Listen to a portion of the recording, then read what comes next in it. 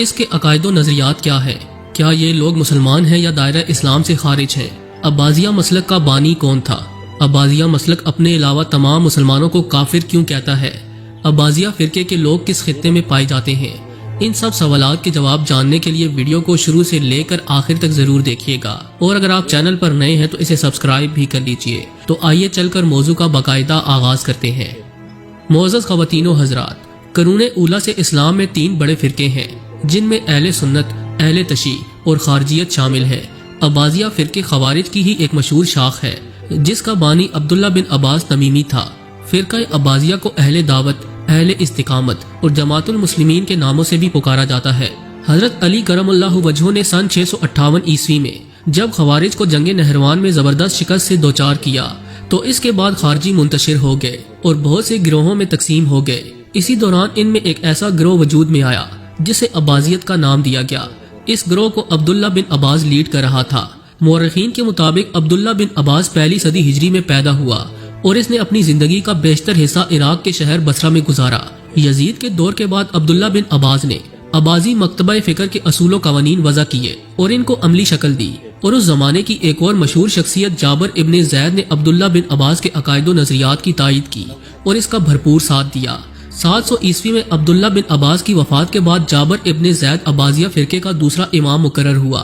خلافت بنو امیہ کے ساتھ خراب تعلقات کے باعث عباسیہ مسلک سے تعلق رکھنے والے عباسیوں کو عراق سے بے دخل کر دیا گیا، جس کے بعد ان کا مسکن عمان بنا۔ 745 عیسوی میں عباسیوں نے یمن کے علاقے میں پہلی عباسی سلطنت کی بنیاد رکھی اور بعد میں یہ سلطنت یمن، مکہ اور مدینہ کے علاقوں تک پھیل گئی، لیکن یہ سلطنت 3 سالوں تک ہی قائم رہ سکی اور 748 عیسوی میں بنو امیہ نے ان سے یہ علاقے چھین لیے۔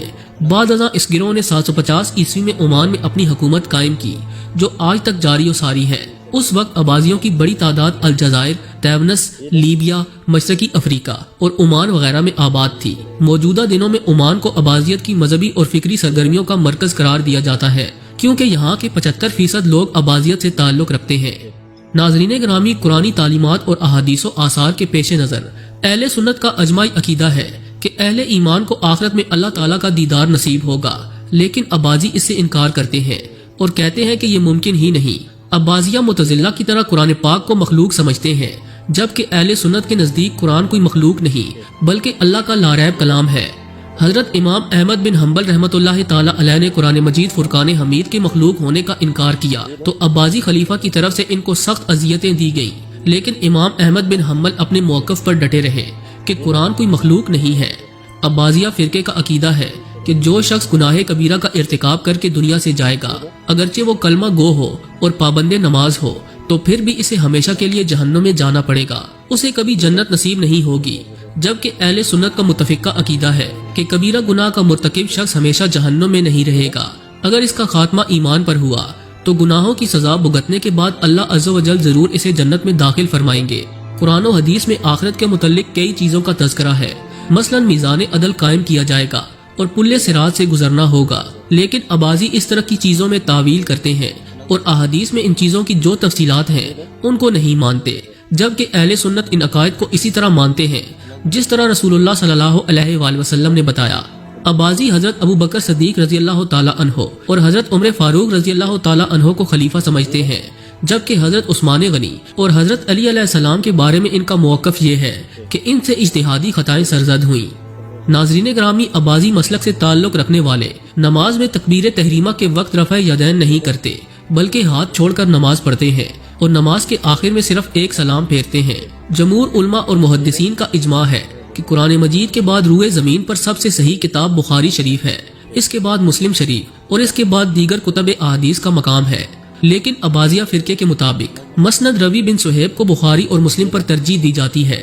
قدیم دور کے تشدد پرست عباسی مسلمان دوسرے فرقوں کو کافر سمجھتے تھے، لیکن دور حاضر میں عمان میں پائے جانے والے عباسی افراد اس عقیدے پر یقین نہیں رکھتے۔ عباسی عمان میں بنائی جانے والی منفرد مساجد کے لحاظ سے پوری دنیا میں مشہور ہے۔ اہل سنت عباسیہ فرقے کو کافر قرار نہیں دیتے، لیکن ان کے فاسد عقائد کی وجہ سے ان کے پیچھے نماز پڑھنے سے ضرور منع کرتے ہیں۔ سعودی عرب کے مفتیان کرام نے عباسی فرقے کی متشدد جماعت کے بارے میں یہ فتویٰ دیا کہ عباسیوں کے پیچھے نماز نہیں ہوتی کیونکہ عباسیہ گمراہ فرقے سے تعلق رکھتے ہیں۔ اس فتوے کا یہ نتیجہ نکلا کہ عمان میں بسنے والے عباسی افراد نے دھیرے دھیرے اپنے عقائد میں نرمی اختیار کرنا شروع کر دی ہے۔ موجودہ دور کے عباسی قدیم دور کے عباسیوں کی طرح عقائد کے لحاظ سے پرتشدد نہیں رہے۔ وقت گزرنے کے ساتھ ساتھ اس فرقے نے اپنے آپ کو کافی حد تک بدل لیا ہے، لہٰذا اعتقادی اور فقہی مسائل کے لحاظ سے ان لوگوں کا شمار مسلمانوں میں ہی کیا جاتا ہے، لیکن بعض لوگ انہیں صحیح العقیدہ مسلمان نہیں سمجھتے کیونکہ انہیں خارجی تصور کیا جاتا ہے۔ دراصل اسلام کے نام پر غلط عقائد پھیلانے والے سب سے پہلے گروہ کو خارجی کہا جاتا تھا۔ خارجی کا مطلب ہوتا ہے باہر نکل جانے والا۔ چونکہ یہ لوگ اپنی شدت پسندی اور انتہا پسندی کے سبب اسلام سے باہر نکل گئے، لہٰذا انہیں خارجی کہا گیا۔ انہوں نے اسلام کے چوتھے خلیفہ حضرت علی علیہ السلام کے خلاف جنگ کی کوشش کی، اس وجہ سے بھی انہیں خارجی کہا جاتا ہے۔ دوستو، خارجیوں کا نظریہ اسلام سے متصادم تھا کیونکہ اسلام اعتدال کا مذہب ہے، جبکہ خارجیوں کا نظریہ شدت پسندی اور انتہا پسندی تھا۔ وہ بات بات پر تلواریں کھینچ لیتے اور قتل و غارت گری پر اتر آتے اور اسے اسلام کا حصہ مانتے۔ یہ اس قدر ظالم تھے کہ حاملہ عورتوں کے پیٹ چیر کر بچے نکال لیتے اور انہیں قتل کر دیتے۔ خارجی تو عہد نبوی میں پیدا ہو گئے تھے، مگر حضرت علی علیہ السلام کا دور آتے آتے یہ خاصے طاقتور ہو گئے۔ حضرت علی علیہ السلام کا دور خلافت 656 تا 661 عیسوی کے درمیان رہا۔ اس دوران خارجیوں نے بڑے پیمانے پر فتنے برپا کیے۔ یہ پہلے معاویہ کے خلاف ہوئے اور حضرت علی علیہ السلام کو برحق خلیفہ تسلیم کیا، اور پھر حضرت علی علیہ السلام کی بھی مخالفت شروع کر دی۔ حضرت علی علیہ السلام نہ صرف رسول اکرم صلی اللہ علیہ وآلہ وسلم کے صحابی ہیں بلکہ داماد بھی ہیں۔ ان کی پرورش اور تربیت بھی رسول اللہ صلی اللہ علیہ وآلہ وسلم کی نگرانی میں ہوئی۔ ان کی فضیلت میں بہت سی حدیثیں وارد ہوئیں۔ باوجود اس کے خارجی گروہ حضرت علی علیہ السلام کو مسلمان نہیں مانتا۔ ایک موقع پر یہ لوگ حضرت علی علیہ السلام سے جنگ کے لیے نکلے اور جنگ نہروان میں شکست کھائی۔ اس جنگ میں خارجیوں کی تعداد 10,000 تھی۔ جنگ میں شکست کھانے کے باوجود حضرت علی علیہ السلام نے ان کے ساتھ اچھا برتاؤ کیا اور ان کے 400 سے زیادہ زخمیوں کی مرہم پٹی کروائی اور انہیں واپس ان کے گاؤں بھیجا۔ جنگ نہروان میں شکست کے باوجود خارجیوں کا خاتمہ نہ ہو سکا۔ یہ لوگ باقی رہے اور شورشیں برپا کرتے رہے۔ ان کی قوت بنو عباس کے عہد تک قائم رہی۔ یوں یہ کوفہ اور بصرہ سے نکل کر شمالی افریقہ تک پھیل گئے۔ کسی بھی حکومت کے ساتھ ان کے تعلقات اچھے نہ رہے۔ انہوں نے حضرت علی علیہ السلام کے قتل کی سازشیں کی اور حضرت علی علیہ السلام کو ابن ملجم نامی ایک خارجی نے شہید بھی کیا۔ اسلامی تاریخ کی کتابیں خارجیوں کے تذکروں سے بھری پڑی ہیں اور عباسیہ انہی خارجیوں کا پیدا کردہ ایک گروہ ہے جو اسلام مخالف عقائد پھیلانے میں پیش ہے۔ جی تو دوستو، یہ